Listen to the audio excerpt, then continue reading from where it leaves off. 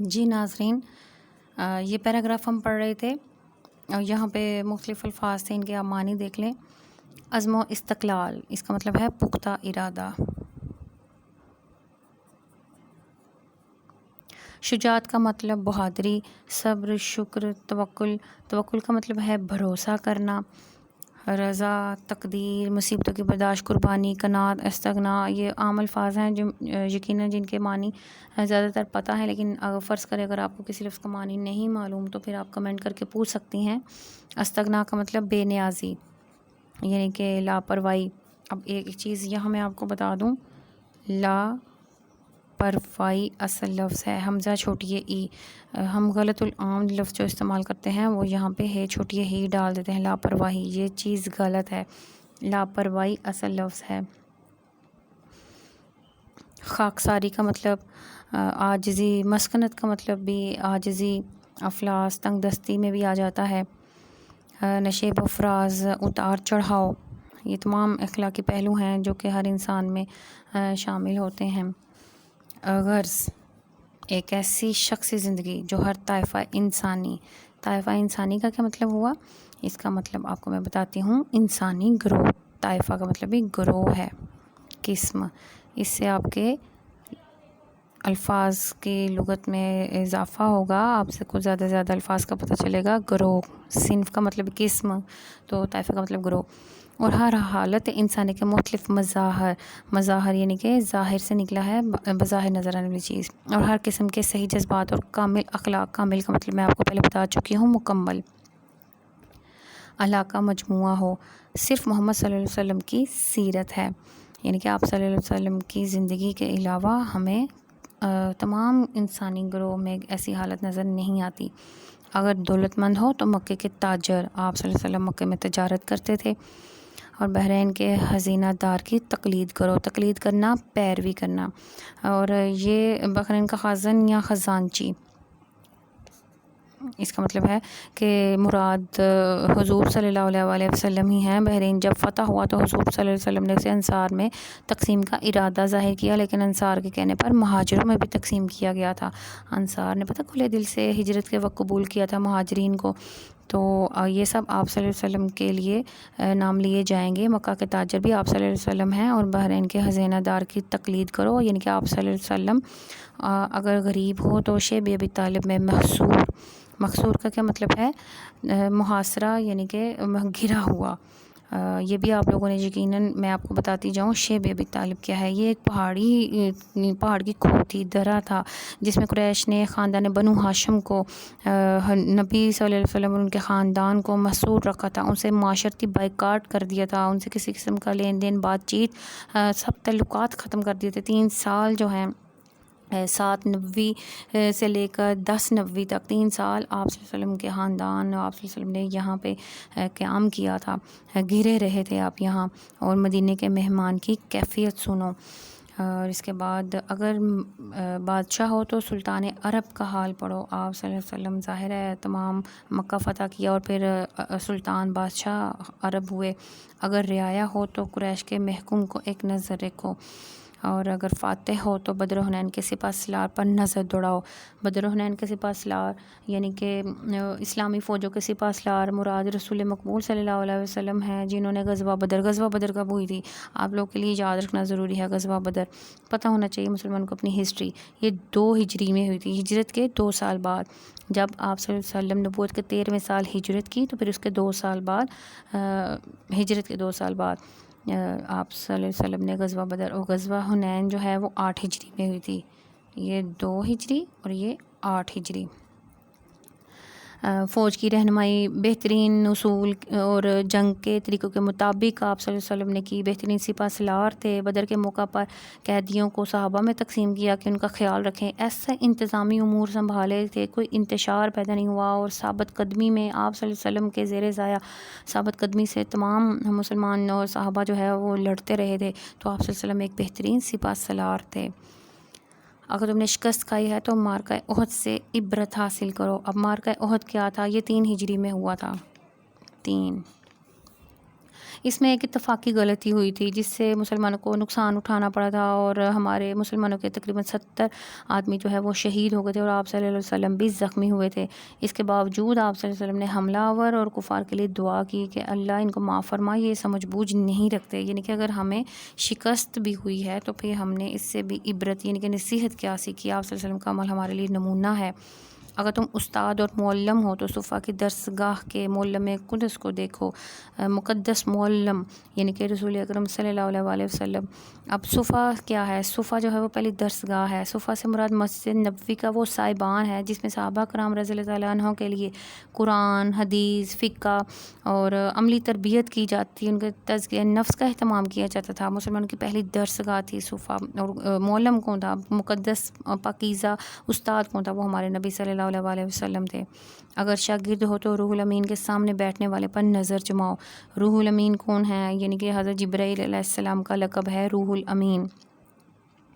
تو اللہ تعالیٰ کا پیغام حضرت جبرائیل علیہ السلام کے ذریعے ہی آتا تھا، تو ان کے سامنے آپ صلی اللہ علیہ وسلم ایک شاگرد کی حیثیت سے بیٹھے ہوتے تھے، اور نظر جماؤ یعنی کہ غور کرو، دیکھو کہ وہ کس عالم میں حضرت جبرائیل سے اللہ تعالیٰ کے احکامات جو ہے وہ لیتے تھے۔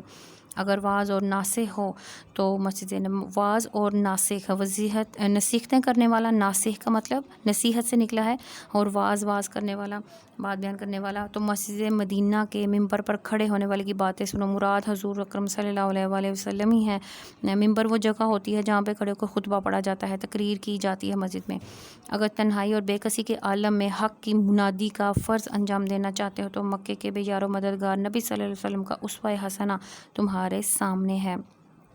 حق کی منادی، حق کا مطلب سچ، منادی اعلان کرنا یعنی کہ سچائی کو عام کرنا، علل اعلان سچائی کا پیغام پہنچانا۔ اسوہ حسنہ کا مطلب شروع میں نے بہت تفصیل سے آپ کو بتایا ہے، یعنی کہ بہترین نمونہ، بہترین مثال، مراد رسول اکرم صلی اللہ علیہ وسلم کے اعمال۔ اگر تم حق کی نصرت کے بعد، حق کی نصرت سچائی کی کامیابی، نصرت فتح کامیابی، اپنے دشمنوں کو زیر اور مخالفوں کو کمزور بنا چکے ہو تو فاتح مکہ کا نظارہ کرو۔ آپ صلی اللہ علیہ وسلم مکہ فاتح مکہ یعنی کہ مکہ فتح کرنے والا مراد حضرت محمد صلی اللہ علیہ وسلم، جنہوں نے 8 ہجری کو مکہ فتح کیا تھا اور عام معافی کا اعلان کر دیا تھا، یعنی کہ تمام اشخاص کو جنہوں نے انہیں دکھ دیے، تکلیفیں پہنچائیں، بہت سخت ظلم ڈھائے تھے مسلمانوں پر، لیکن آپ صلی اللہ علیہ وسلم نے عام معافی کا اعلان کیا تھا۔ ہمارے لیے ہر چیز میں زندگی کا کوئی ایسا کام نہیں، کوئی ایسا عمل نہیں کہ ہمیں ہمارے نبی صلی اللہ علیہ وسلم کے زندگی سے، ان کے طریقے سے کچھ مثال اور نمونہ نہ ملا ہو۔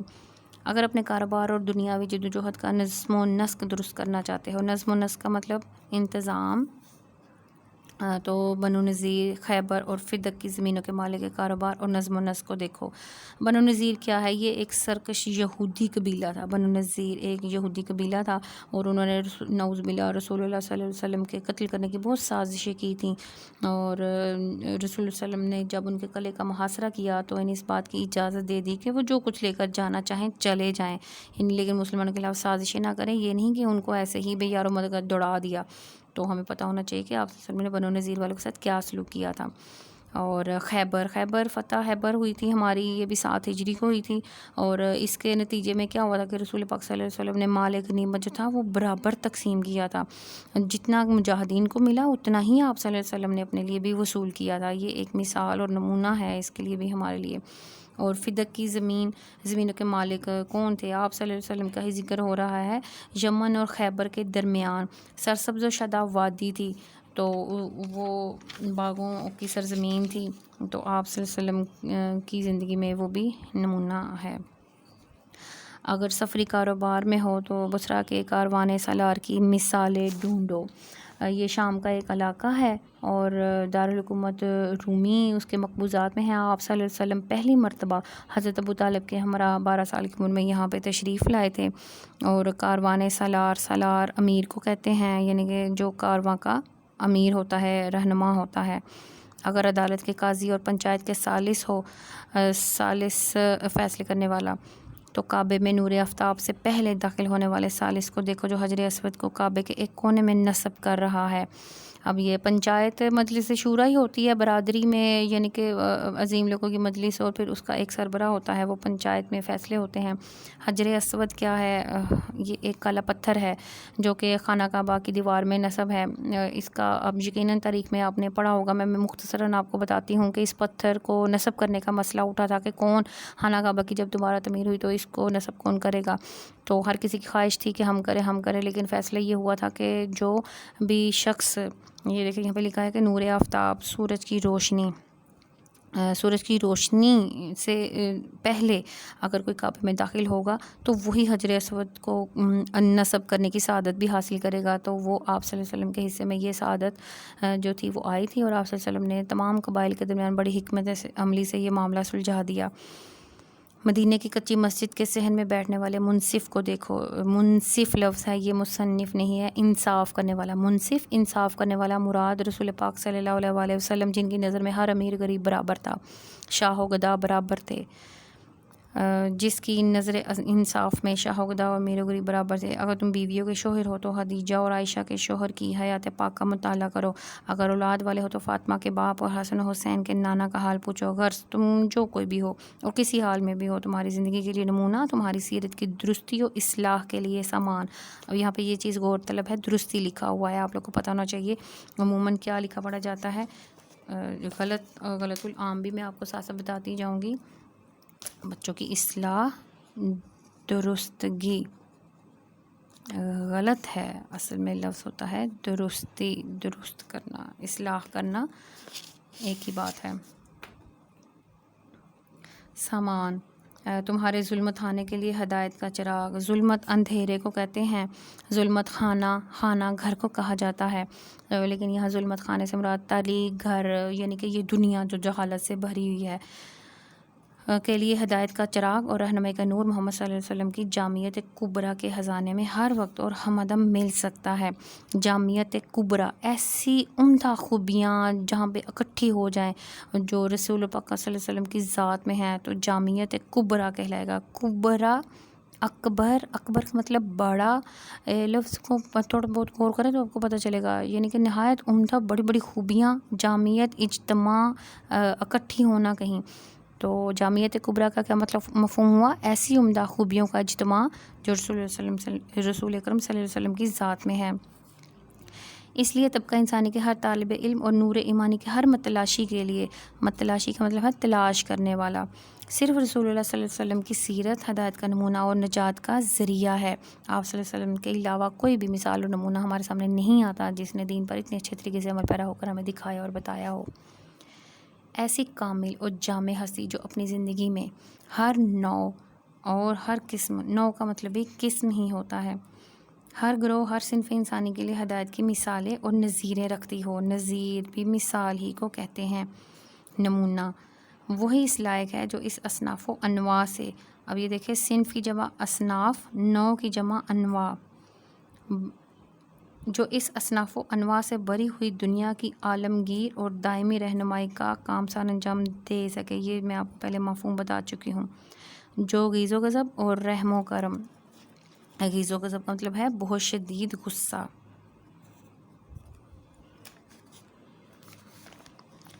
جود و سخا، جود و سخا کا مطلب ہے سخاوت اور فراخ دلی، کھلے دل کا ہونا، فقر و فاقہ، شجاعت و بہادری اور رحم دلی، رقیق القلبی، دل کا حساس ہونا، نرم دل ہونا، قلبی وہاں سے رقیق کا مطلب بہت زیادہ نرم دل ہونا۔ دنیا اور دین دونوں کے لیے ہمیں اپنی زندگی کے نمونوں سے بہرہ مند کر دے۔ بہرہ مند کرنے کا مطلب ہے فائدہ اٹھانے والا، جو دنیا کی بادشاہی کے ساتھ آسمان کی بادشاہی اور اس آسمان کے بادشاہی کے ساتھ دنیا کی بادشاہی کی بھی بشارت دے دے۔ بشارت کا مطلب خوشخبری، اور دونوں بادشاہیوں کے قواعد و قوانین اور دستور العمل کو اپنی زندگی میں برت کر دکھا دے۔ برتنا، استعمال کرنا، قواعد و قوانین یعنی کہ جو اصول اور طریقہ قاعدہ رواج ہے، دستور العمل بھی رواج اور قانون اصول اور قاعدے کو ہی کہا جاتا ہے۔ دونوں بادشاہیوں سے مراد اس دنیا میں آئے ہیں، تو اس دنیا میں بھی ہم نے کیسے بادشاہی کرنی ہے، اور آخرت کے لیے بھی ہمارے لیے بہتر کیا ہے، یہ بادشاہیاں ہی ہمارے لیے ہوں گی اگر ہم کامیابی سے ان پر عمل کریں۔ محمد رسول اللہ صلی اللہ علیہ وسلم کا وجود مبارک ایک آفتاب عالم تاب تھا۔ آفتاب کا مطلب ہوتا ہے سورج۔ عالم تاب پوری دنیا کو چمکانے والا، پوری دنیا کو روشن کر دینے والا۔ آپ صلی اللہ علیہ وسلم کی ذات مبارک ایسی تھی کہ تمام دنیا کے لیے روشنی کا باعث تھی، جس سے اونچے پہاڑ، ریتلے میدان، بہتی نہریں، سرسبز کھیت اپنی اپنی صلاحیت اور استعداد کے مطابق تابش کا مطلب چمک، نور اور نور حاصل کرتے تھے۔ یا ابر باراں تھا۔ ابر باراں کا کیا مطلب ہے؟ برستے ہوئے بادل۔ جو پہاڑ اور جنگل، میدان اور کھیت، ریگستان اور باغ ہر جگہ برستا تھا، ہر ٹکڑا اپنی اپنی استعداد کے مطابق سیراب ہو رہا تھا، یعنی کہ فائدہ اٹھا رہا آپ صلی اللہ علیہ وسلم کی ذات سے۔ قسم قسم کے درخت اور رنگ رنگ پھول اور پتے جم رہے تھے اور اگ رہے تھے، یعنی کہ اس دنیا میں آپ صلی اللہ علیہ وسلم کی باعث ہمیں تمام خوبصورتی، رونق نظر آتی ہے۔ بادشاہ ہو یا گدا، امیر ہو یا غریب، حاکم ہو یا محکوم، قاضی ہو یا گواہ، افسر ہو یا سپاہی، استاد ہو یا شاگرد، عابد و زاہد ہو یا کاروباری، غازی ہو یا شہید، توحید کا نور، اخلاص کی رو، قربانی کا ولولہ، یہ مختلف باتیں وہی ہیں جو پہلے بھی آپ لوگ کو بتا چکی ہوں۔ مزید اگر کسی لفظ کی سمجھ نہ آئے تو آپ کمنٹ کر کے پوچھ سکتے ہیں کہ اس لفظ کا کیا مطلب ہے۔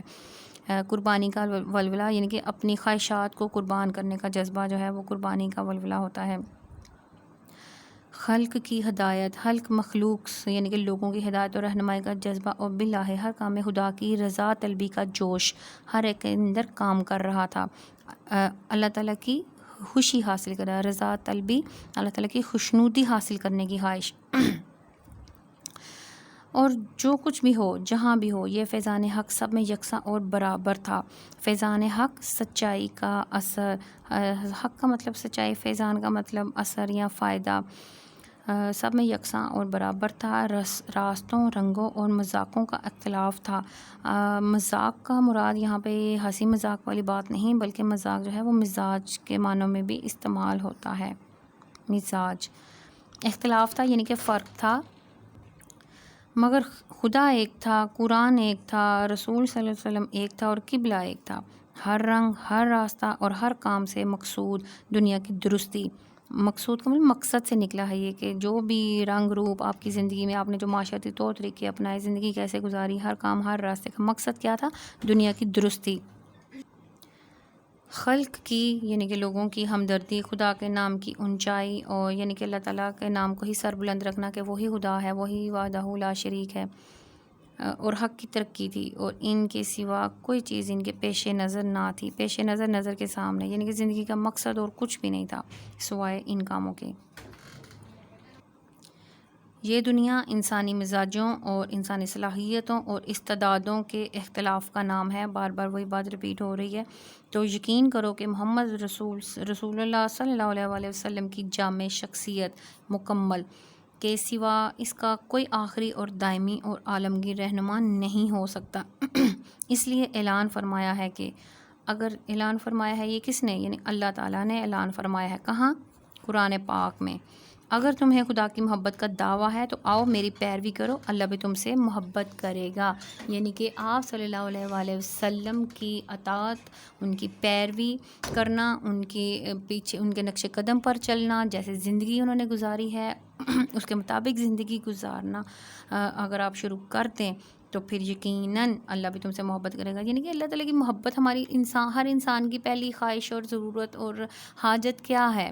اس کا پہلا مقصد اللہ تعالیٰ کی رضا ہے۔ اللہ تعالیٰ کی رضا ہے تو سب کچھ ہے، اس دنیا میں بھی اور آخرت کی دنیا میں بھی۔ تو اللہ کی رضا کا آسان طریقہ جو ہے وہ ہمیں بتایا ہے اللہ تعالیٰ نے کہ تم نبی صلی اللہ علیہ وسلم کی پیروی کرو۔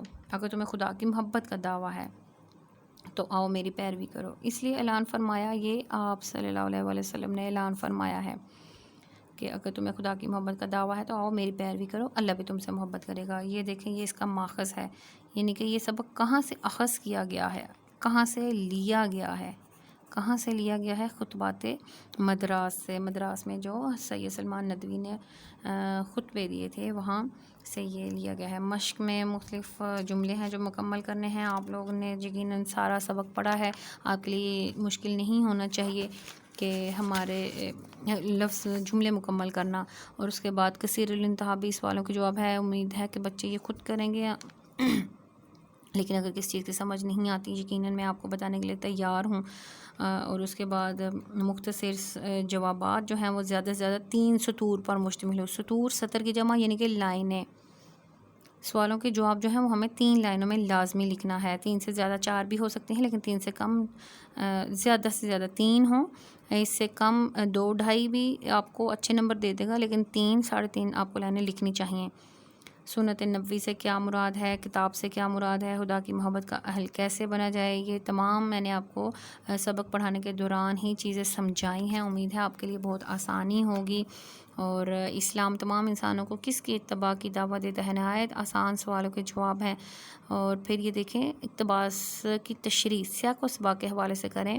اگلا لیکچر جو ہے وہ میرا اس حوالے سے اہم ہوگا۔ آپ نے ابھی تک اگر میرا چینل سبسکرائب نہیں کیا تو تمام سننے اور دیکھنے والوں سے گزارش ہے کہ میرا چینل سبسکرائب ضرور کیجئے، تاکہ میں آپ کو نیکسٹ ویڈیو میں بتاؤں گی کہ تشریح کا کیا طریقہ کار ہے، سیاق و سباق کیا ہوتا ہے، اور یہ جو دیے گئے پیراگراف ہیں یقیناً ان کی سیاق و سباق کے حوالے سے میں تشریح کرواؤں گی، اور باقاعدہ بورڈ کے حوالے سے آپ لوگوں کو یہ بتایا جائے گا کہ مختلف جو چھوٹے چھوٹے سے بھی حصے ہیں سیاق و سباق کی تشریح کے حوالے سے، اقتباس کے حوالے سے، وہ میں آپ کو بتاؤں گی کہ ہر چیز کا، تاکہ آپ کا 0.5 بھی کہیں سے نہ کٹے۔ یہ 15 نمبر کا سوال آتا ہے گجرانوالہ بورڈ میں بھی، تو یقیناً آپ کے لیے ہر نمبر اہم ہے، اور میں آپ کو یہ بتاؤں گی کہ اقتباسات کی تشریح جو ہے وہ کیسے ہوتی ہے۔